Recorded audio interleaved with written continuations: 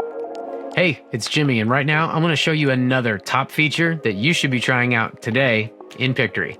Let's have a look at our shape elements. These are a great way of adding another layer of creativity to your projects. There's regular shapes like rectangles, circles, but there's badges, quotes, arrows, over 140 to look at right now. Here's a couple examples of different ways that you can use these. So I want to create sort of like a call to action button, and I'm just going to stack a shape element with a sticker.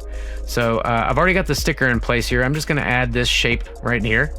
I'm going to make this just a little bit larger, and then I'm going to use the grid to put it back in the middle. And then with the layers, I will make sure that the sticker is on top.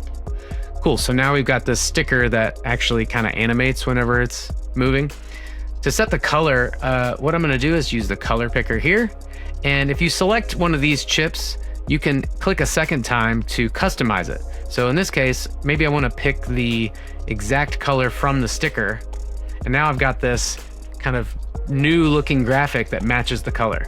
Another cool thing about these is that you can use your brand colors. So if your brand kit is on, if you check up here, they are the first colors inside of your color picker. So along with being able to use your brand colors there, you can also do cool things with the opacity just to kind of create a little extra depth there.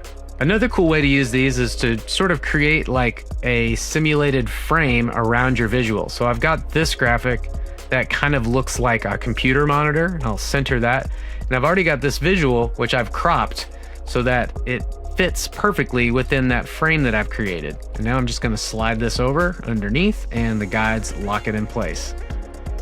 One more way you could use this is sort of like a text container. So I've got this shape that I've changed to size. I can use the brand kit colors to match the color there. I can also add like a corner radius to make this look a little unique. And also I can add an outline to make it stand out from the background a little bit.